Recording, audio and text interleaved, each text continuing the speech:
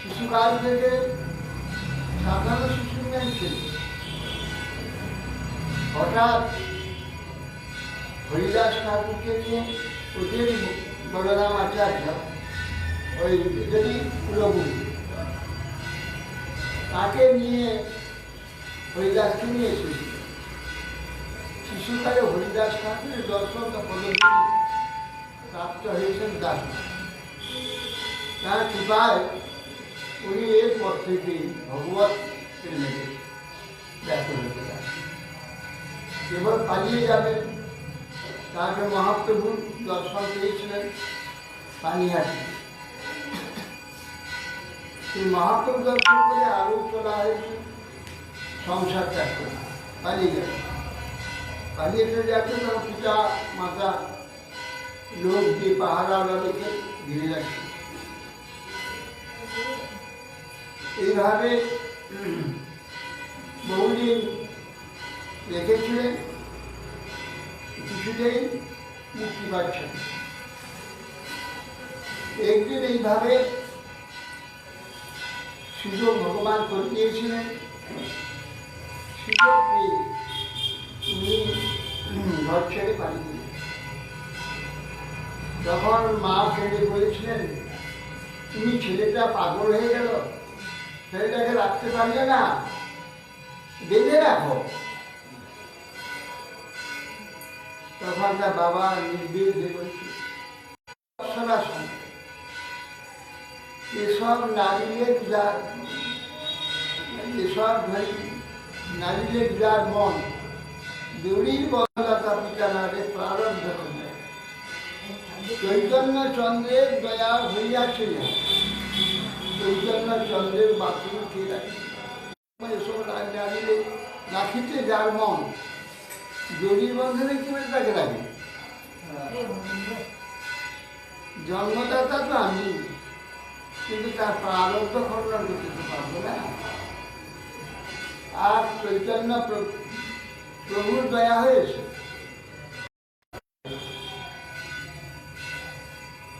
সেই জন্যে এইভাবে এখান থেকে তিনি মহাপ্রভুর সঙ্গে মিলিত হয়েছিলেন। মিলিত হয়ে ওইখানে নীলাচলে মহাপ্রভু যতদিন ছিলেন, দাস গোস্বামী ততদিন ছিলেন। অত্যন্ত কঠোর বৈরাগ্য, ভগবত বিচ্ছেদে কোনোরকম ভোজন হল, যেমন তেমন করে কোনো রকম পেটটাকে ভরে ভজন হল। মহাপ্রভু অপ্রকট হয়ে পরে চিন্তা করে না, ওই গোবর্ধনের উপরে উঠে কিছু ঢাক দেবো, দিয়ে প্রাণ চাই। মাম্মাকে ছেড়ে দিয়ে চলে গেল তো কিছু হবে, মরতে যাচ্ছে ভিকুবা পাপ পুণ্যের বিষয়। ভিকুবা তারা বিধান আছে, আর তাতে মুক্তি হয়ে যায়। কোনো পবিত্র স্থানে ভিকুবা খেতে যে কোনো পাহাড়ি পরে গেলে হবে না, গঙ্গা থেকে পড়তে হবে, তাহলে পাপ হবে না, মুক্তি হয়ে যাবে। হ্যাঁ, সেই জন্য ভগবত বিচ্ছেদে মহাপ্রভু বিচ্ছেদে প্রাণ ত্যাগ করলেন। তাহলে তার যে আমার ঘরে লাঠি মেয়েকে উঠে পড়বে গিয়ে রূপসনাথকে দর্শন করলেন। তাদের প্রাণ ত্যাগ করতে তারা নিজের ভাইয়ের নেয় তৃতীয় ভাই করে রেখে আর মরতে পারলেন। এইভাবে বৃন্দাবনে তিনি বহুকাল ছিলেন। ওই বলেন যে মরতে তো না, যা হোক একবারে উপবাস করলে অসুবিধা হবে তো নেই। এক দোনা পাতা, পলাশ পাতা দিয়ে পাওয়া যায়, কোটরা পাওয়া যায়, কোটরা, তাতে এক কোটরা এই মাথা নিয়ে আসে, সেই মাথা মাখন নয়, গোল আপনার সাদা গোল সে এক ধরনের ঘোল খেতেন। ওইটা তো সারাদিন থাকে। শরীর ছিল শুধু কঙ্কাল, শরীর কোনো মাংস আদি ছিল, মাংস হবে কিসে? হ্যাঁ, প্রাণটা ধারণ ছিল। তারপরে তিনি ওই সহস্র বৈষ্ণবের দণ্ডবোধ করতেন না, প্রতিদিন অপঠিত স্নান করতেন, কোনো নামতেন না জলে, ঘটিত ঢালতেন মাথা, পা জমে রাধা কুণ্ড প্রণাম করে এইভাবে একবার দুটা মাথা মাথা আর সারাদিন এগোতে কোন রাধারানী স্তব এইভাবে তিনি এই রাধাকুণ্ডে থেকে রাধাকুণ্ডে দেহপাত করেছেন। এখানে এখন তার সমাধি রাধাকুণ্ডে রয়েছে, সমাধি সে রঘুনাথ দাস গোস্বামী আজকে এই তিথিতে তিনি বিষ্ণুপ্রিয়া দেবী আবির্ভূত হয়েছে। গৌশক্তি বিষ্ণুপ্রিয়া দেবী তিনি এই তিথিতে অবতীর্ণ হয়েছে। কেন? ভূশক্তি পৃথিবীর সর্বংশ, এরই অবতার ছিলেন বিষ্ণুপ্রিয়া দেবী। এরই অবতার ইনি প্রচুর সহ্য করেছেন। যার সময় যখন ক্রন্দন করছেন, মহাপুরুষ সারা রাত প্রবোধ দিয়েছেন, নিজের স্বরূপ দেখিয়েছেন। আমি কে জানো তো? তুমি বা কে? আমাদের কাজ করতে হবে। যে প্রেম জীবাত্মার জীবন, যে প্রেমের জন্য বেঁচে আছে, এখানে প্রেমের একটু অভাব হলেই সংসার আত্মহত্যা করি।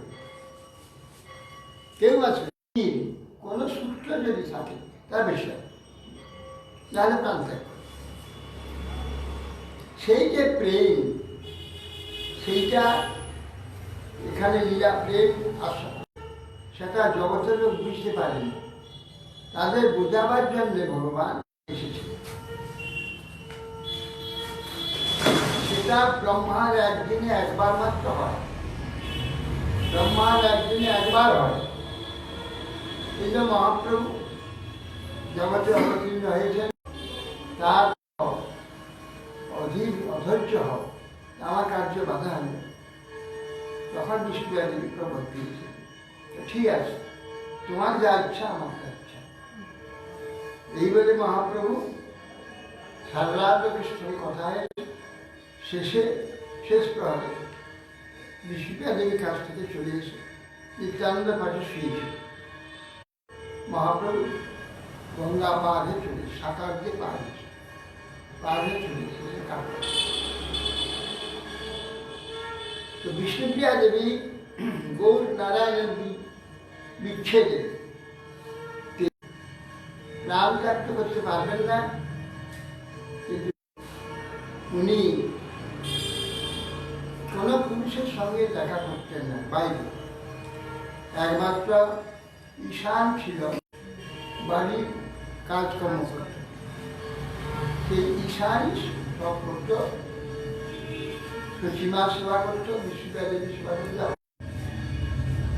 সচিমা বিষ্ণুপ্রিয়া ছিলেন, নবদ্বীপের সব ভক্তগণ সব করতেন। আর দর্শন করার জন্য আসলেন সব ভক্ত। মা মা কোথায়? মা আমাদের দর্শন দেন, দর্শন দেন। বিষ্ণুপ্রিয়া দেবী এসে দাঁড়াতেন, পাপটা উপরে উঠে থাকতো, খাইটা ফাঁক থাকতো, চরণটা দেখায়, ভক্তরা চরণ। কোন পুরুষের মুখ দেখতেন না, এসে দাঁড়াতেন। আর হরিনাম করতেন, একটা চাল রাখতেন, বড় সেই চালটি ভোগ দিয়ে গৌরহরিকে নিবেদন করে তার প্রসাদ বিষ্ণুপ্রিয়া দেবী গ্রহণ করতেন।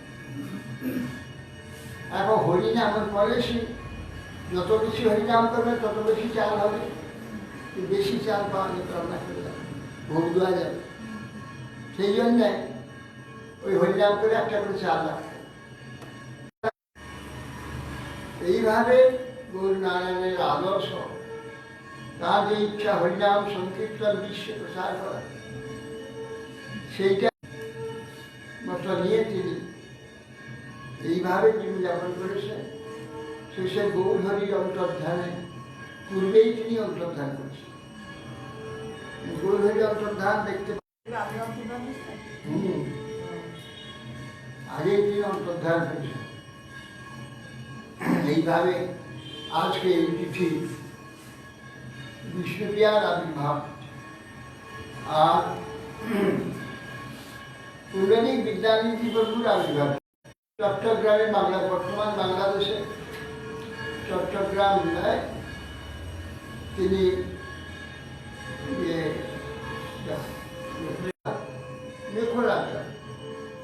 মেখলা গ্রামে আবির্ভূত হয়েছেন। তিনি ছিলেন বিশ্বভানু মহারাজের অবতার। তিনি বিদ্যার বিলাস করার জন্য পদ্মা নদীর তীরে এসেছেন। সেই সময় বাপ পুণ্ডরী করছে, রাধা ভাবে বাপ পুণ্ডরী করেছে। সেই পুণ্ডরী বিদ্যানিধি নবদ্বীপে এসে তিনি গৃহ নির্মাণ করে এখানে, তো উনি এত গঙ্গা ভক্তি চাচ্ছিল। শাস্ত্র আছে গঙ্গায় স্নান করার পরে প্রণাম করে তার মাটি মস্তকে গঙ্গায় নেমে স্নান করতে হয়। ডুব দিয়ে স্নান করে চলে আসতে উঠে উপরে এসে কাপড় ছেড়ে, কাপড় উপরে নিয়ে রাতে ফেলা যাবে না বা তীর্থে ফেলা যাবে, যে কোনো তীর্থে স্নান করে সেই অবস্থাতে উঠে আসতে হয়। ওই কাপড় ওইখানে নিগড়ানো যাবে না, কুলকুচি ফেলানো যাবে না, তেল মাখা সাবান মাখা যাবে না, মানে জল কার্য করা যাবে না। জল কার্য করতে জল বুদ্ধি হয়ে যাবে, সেটা চিন্ময়ী ব্রহ্ম। এইসব করলে কি হবে, গঙ্গার যে স্নানের ফলটা পাওয়া যাবে না। হ্যাঁ, গঙ্গা পবিত্র জলে স্নান করলে পূর্ণ হবে, পবিত্র হবে এই পর্যন্ত। কিন্তু গঙ্গার যে আসল, তাকে স্বর্গদান করবে, মুক্তি দান করবে, সেসব ভক্তি দান করবে, মুক্তিস্বরূপী, মুক্তিদাত্রী। এই জন্য কুম্ভমেলা যখন হচ্ছে, সেই কুম্ভমেলায় সমস্ত সাধুরা আসেন। সাধুরা আসেন, তারা মুক্তির জন্য আসেন। এই চারটিয়া স্নান হয়, ওই স্নানেতে মুক্তি হয়ে যায়। সেইভাবে মুক্তিদায়ী সব কিছু দান করে সেই গঙ্গায় জল বুঝি করা যাবে না। মহম্ময় বলে প্রণাম করে ডুব দিয়ে এক ঘোক জল খেতে হবে। গঙ্গা ডুব দিয়ে একটু জল, নোংরা নেই। আমার মুখটা নোংরা, ডাকতে কত সমস্ত দুর্গন্ধ সব ভরে দিয়েছে। পেটের মধ্যে পায়খানা পেচ্ছাপ আছে, গায়েতে ঘাম আছে, আমি হচ্ছে নোংরা। ব্রহ্মদ্রবময়ী গঙ্গা নখলু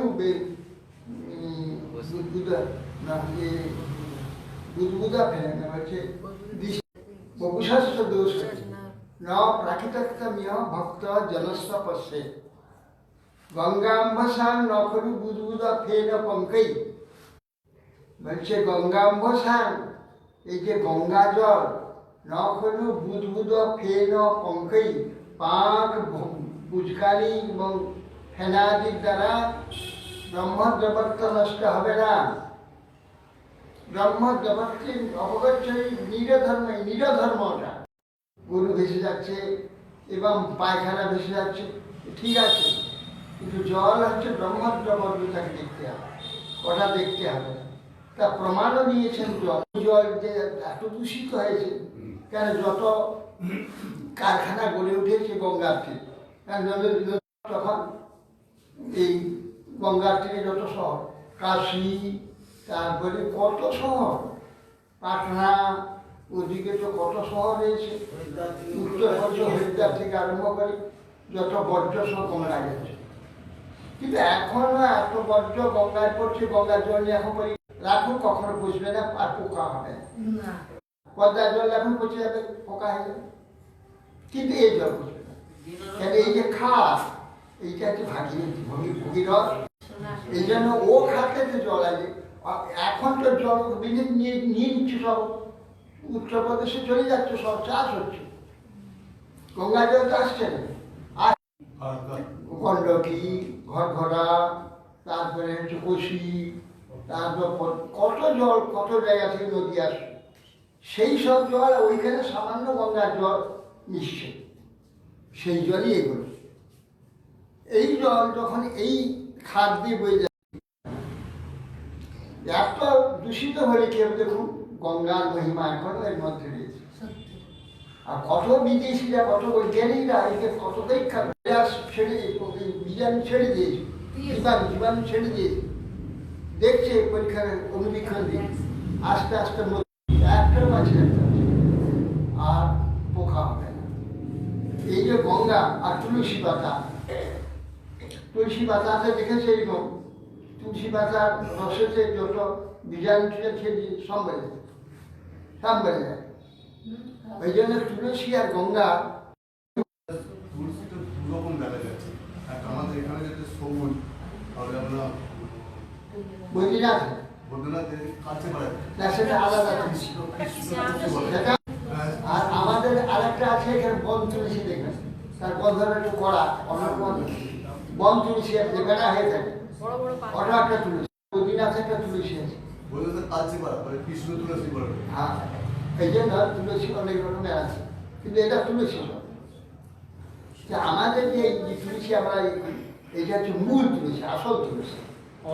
হ্যাঁ, আর ওইগুলো একটু কমা, কেননা এই তুলসী বদ্রীনাথ পাহাড়ে হবে না, ঠান্ডায় দেখেন ঠান্ডার সময় যায়, ঠান্ডার সময়। আর আমেরিকানরা এই তুলসী নিয়ে গিয়ে ওই দেশে করছে কাঁচের ঘর, সেই ঘর টেম্পারেচার রাখে, ওখানে তুলসী গাছ থাকে কাঁচের ঘরের মধ্যে, বাইরে থাকে কাঁচের ঘরের মধ্যে থাকে, তাহলে থাকবে মরে যাবে। না না, রাম তুলসী, রাম তুলসী আছে, একটা বড় তুলসী আছে, বড় পাতা, রাম তুলসী বড় পাতা। যাই এখন এই জন্য গঙ্গা ফের পাঁচ আদি যত কিছু, গঙ্গার যে মহিমা আজও বর্তমান, প্রায় একদম জীবাণু হবে না, যেমন থাকে মরে যাবে। এই গঙ্গার যে পবিত্রতা এখন আর তভাবি, গঙ্গা এখন নাই, শাস্ত্র বলতে জলে 5,000, 2,500 বছর কলির, 2,500 বছর গ্রাম্য দেবী ছিল। এই যে গাছের তলা, আস্ত গাছের তলা, যে 500 তলা গাছ, ওখানে পূজা দিয়ে ফল গ্রাম্য দেবী।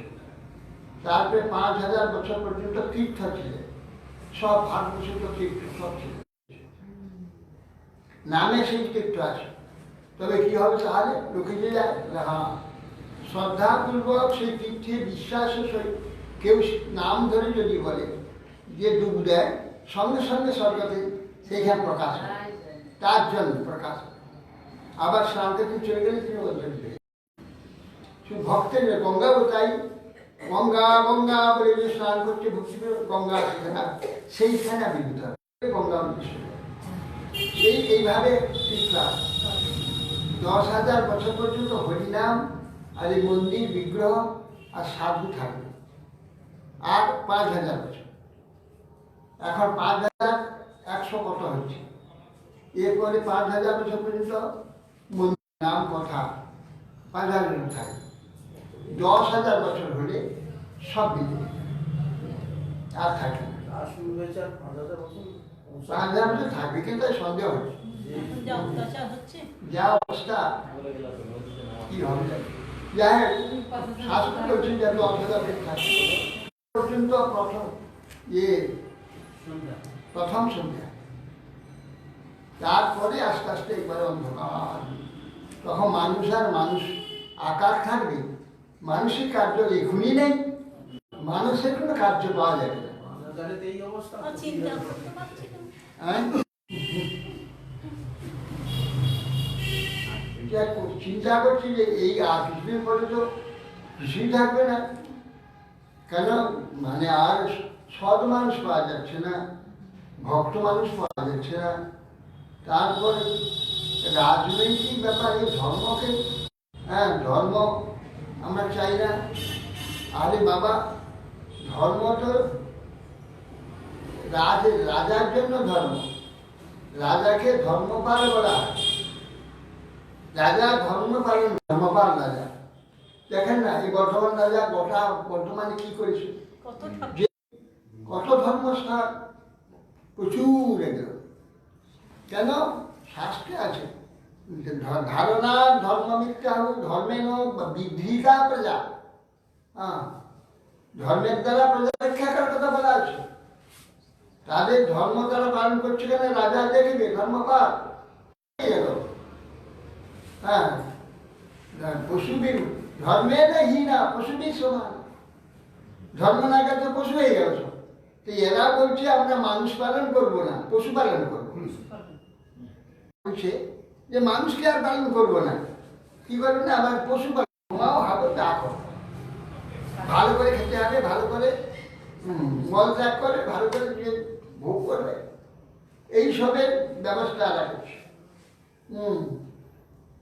কিন্তু ধর্মের কোনো ব্যবস্থা ধর্মের প্রজা ধর্মের দ্বারা প্রজা ধারণ করতে হয় ধর্মই প্রজাকে ধারণ করে ত্রৈলোক্য চরা তিলকের চরাচর স্থাবর জঙ্গমকে ধর্মের দ্বারাও রক্ষিত হচ্ছে ধর্মের দ্বারা রক্ষা এই জন্য ধর্মই প্রজাকে রক্ষা করে ধর্ম ছাড়া প্রজা রক্ষা হয় এই জন্য ধর্মে না হিংসা পশু সমান সব পশু পালন করছে প্রজা পালন করতে হবে ধর্ম দিয়ে পালন করতে হবে তাদের ধর্ম না থাকে নিজেকে রক্ষা করা এই চারটে কাজ পশুও করে মানুষও করে তাহলে মানুষের বৈশিষ্ট্য কি ধর্মের শেষা অধিক বিশেষা হ্যাঁ এইভাবে বসতে নেই হ্যাঁ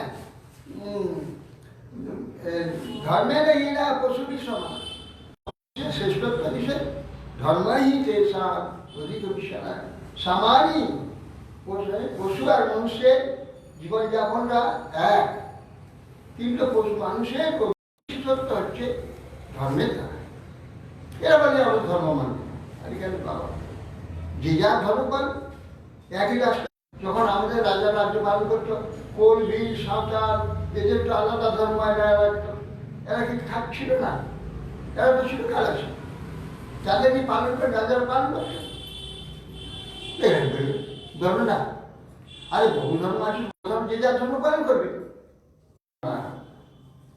আর সব ধর্মকে তুমি পালন করো তারা তাদের সেই ধর্মে ঠিক করছে কিনা তাদের প্রত্যেক ধর্মের দেখলাম নাটক করছে প্রত্যেক ধর্মের একজন মন্ত্রী থাকবে না সেসব কিছু না ধর্ম নিরপেক্ষ ধর্মের উদাসীন কিসে তুমি কি পালন করো এই পশু পালন হচ্ছে এই জন্য একটা পশু হয়ে গেছে পশুর অ্যাকশন করছে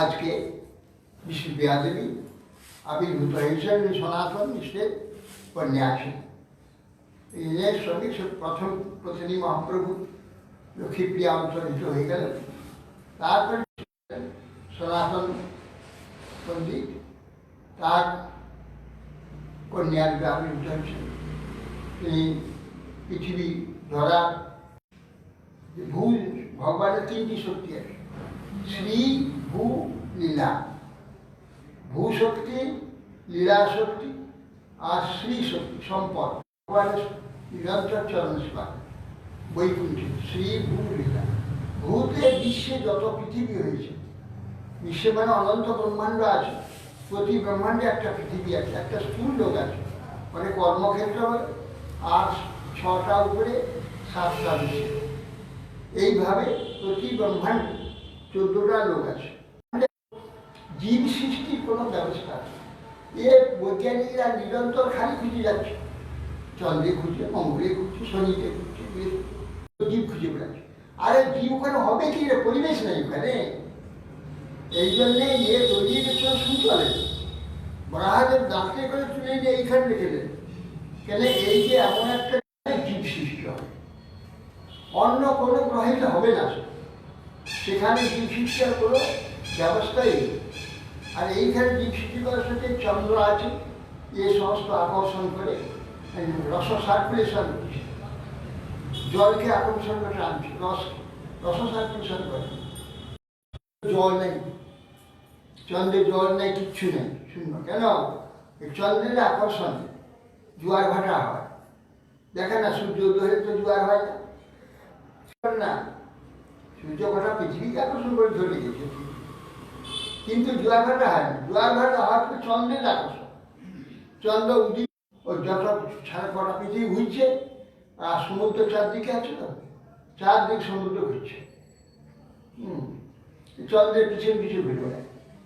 চন্দ্র উদয় হয়ে সূর্য উদয় হবে, এই জোয়ার আরম্ভ হবে, চন্দ্র অস্ত হয়ে সূর্য ভাটা হবে, এই নিয়ম। মহাতে পৃথিবী জল শুনতে পারল না, চন্দ্রের জলটা শুনে দিল, যত কল্পনা। তা নয়, চন্দ্রের নাই রাখা, শুকনো করে রাখা। কেন? চন্দ্র জল আকর্ষণ করে পৃথিবী, গাছ এত উঁচু উঁচু গাছ শিকড়ে জল তুলছে, মাধ্যাকর্ষণ মশাল তুলছে, এই হাটে ধমনী কি পরিশ্রম, নিরন্তর পাম্প করছে, নিরন্তর হাতটা পাম্প করছে। তো এইটুকু তুলছে, এইখানে পাম্প করছে, এইটুকু উঠছে, এই 8 ফুট জায়গা তুলে আবার নেমে চলে যাচ্ছে পায়ে নিচে। এই গোটা শরীরটা এইভাবে ঘুরছে, এই তুলছে মাথা আর নিচে নেমে যাচ্ছে, নাহলে হাত পাচ্ছে না।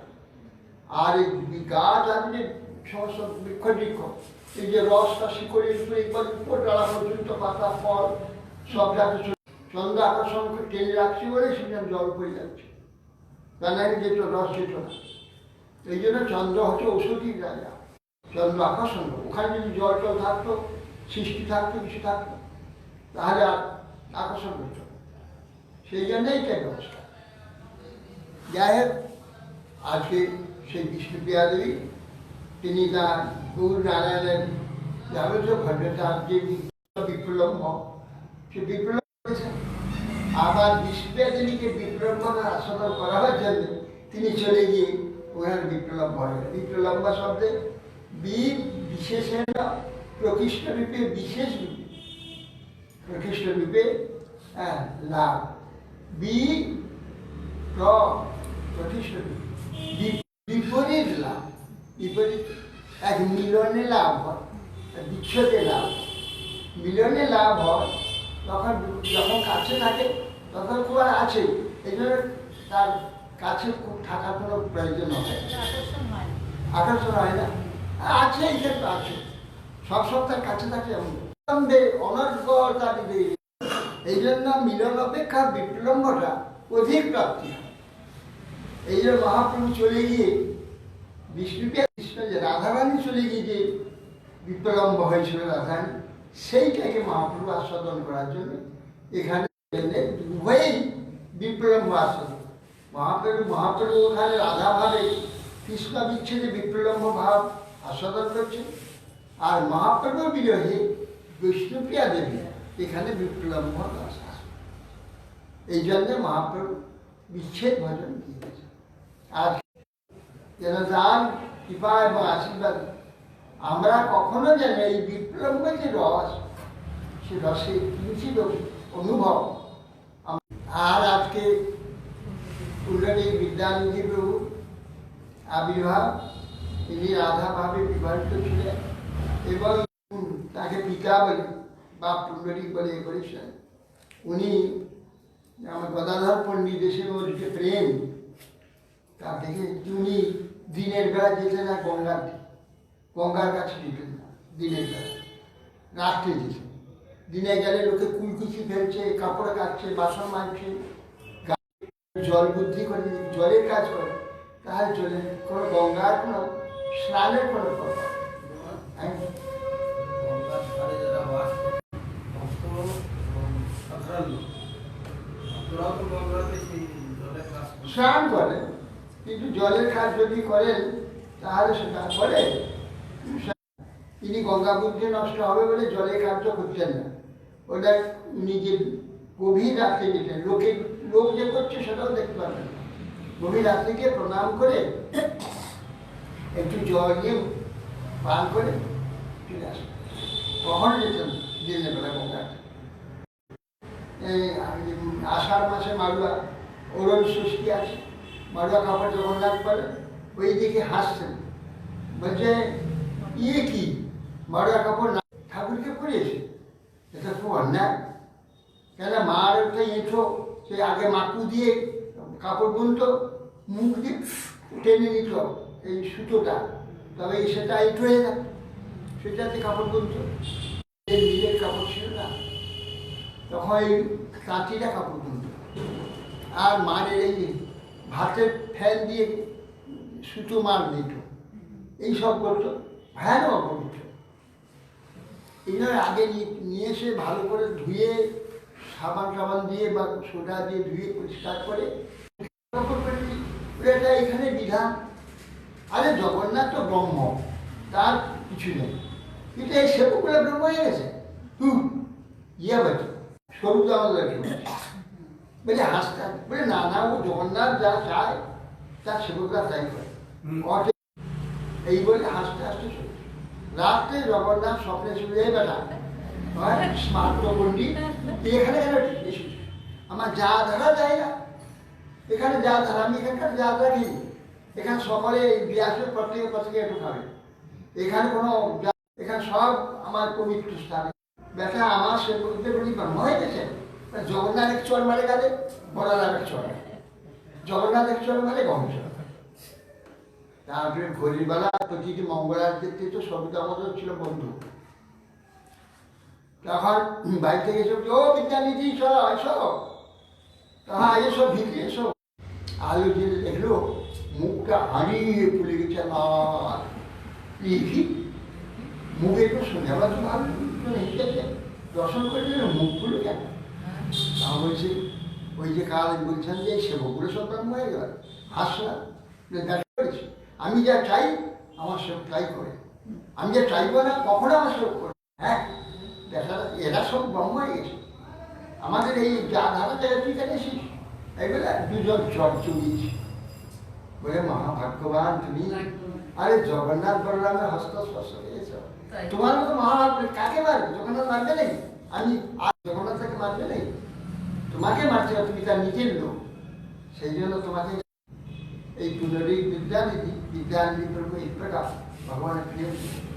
আর পুরন্দর ঠাকুর ইনি হচ্ছেন এই বর্ধমানে শ্রীখণ্ড।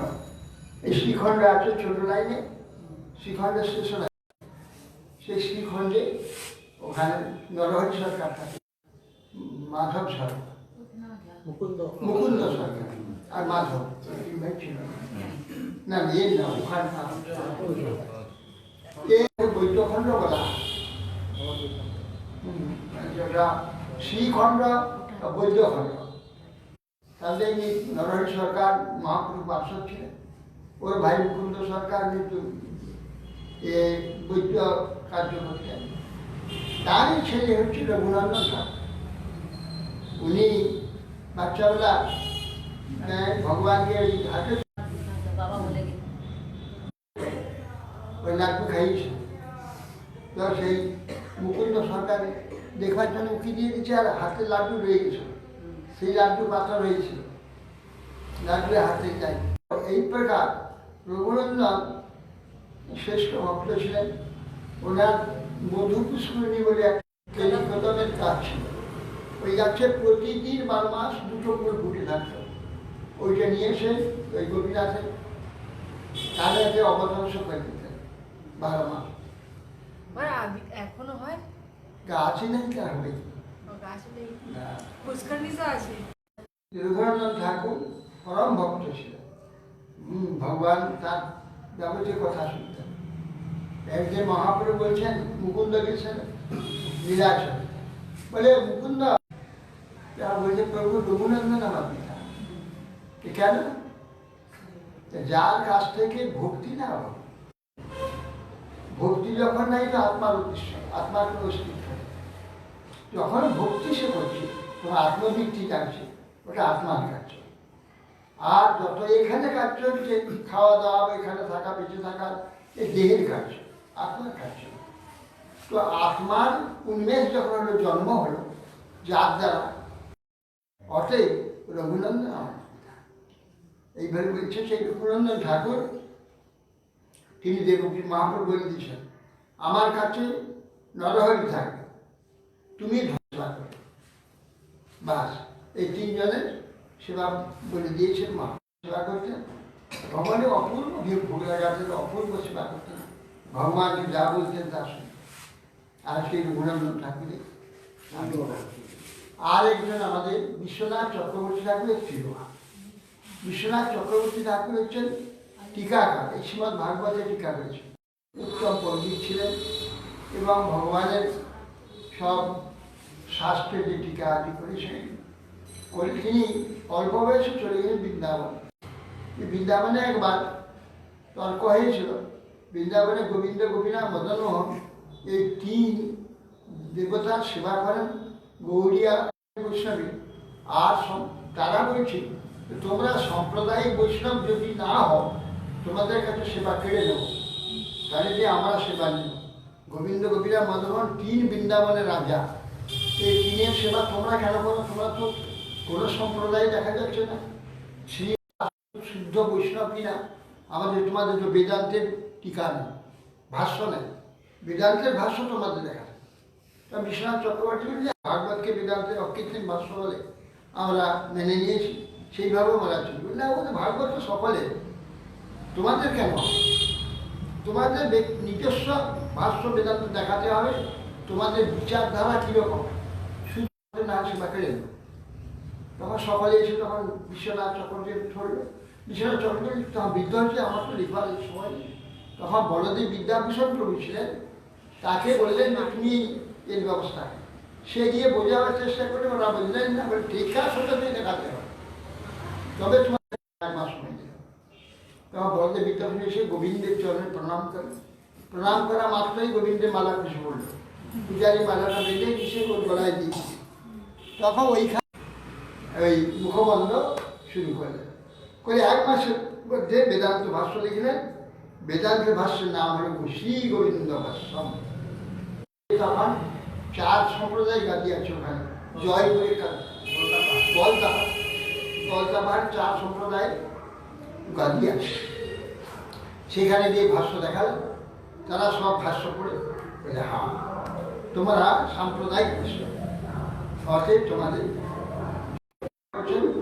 উনি বড়দেব বিদ্যাভূষণ প্রভুকে দিয়ে আমাদের শ্রী গোবিন্দ ভাষ্য অচিন্ত ভেদাভেদ বাদ, এই ভেদাভেদ বাদের উপরে হচ্ছে মধ্যাচার্যের শুদ্ধ দ্বৈতবাদ, তারপরে দ্বৈতাদ্বৈতবাদ, শুদ্ধাদ্বৈতবাদ, বিশিষ্ট, এই 4টি যে বাদ, তার 4টি বাদকে খণ্ডীভূত করে তার ভিত্তি স্বরূপ এই 4 মহাত্মা আবির্ভাব, তিরোভাব, বিষ্ণুপ্রিয়া দেবীর আবির্ভাব, এই দুটি কৃষ্ণের বসন্ত হচ্ছে।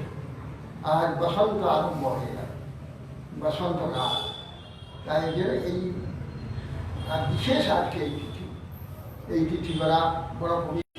আর এই সরস্বতী, তার এই আরাধনা করি আমরা। এই সরস্বতীকে বিদ্যা সরস্বতী রূপে আমরা দশমী ভক্তি দান করি, দান করবেন।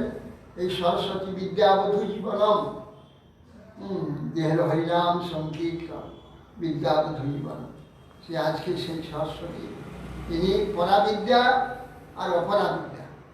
অপরাবিদ্যায় জগৎ আমরা প্রণত হই, তিনি আমাদের প্রতি প্রসন্ন হন, আমাদের ভক্তি দান করুন, পরাবিদ্যা দান করুন এবং কৃষ্ণ ভগবত তত্ত্ব আমাদের অনুভব হোক। আত্মতত্ত্ব, ভগবত তত্ত্ব সরস্বতী কৃপাতেই সব অনুভব হবে। সেই সরস্বতী আমাদের বেশি প্রসন্ন। वंशाकल्पतरुभ्यश्च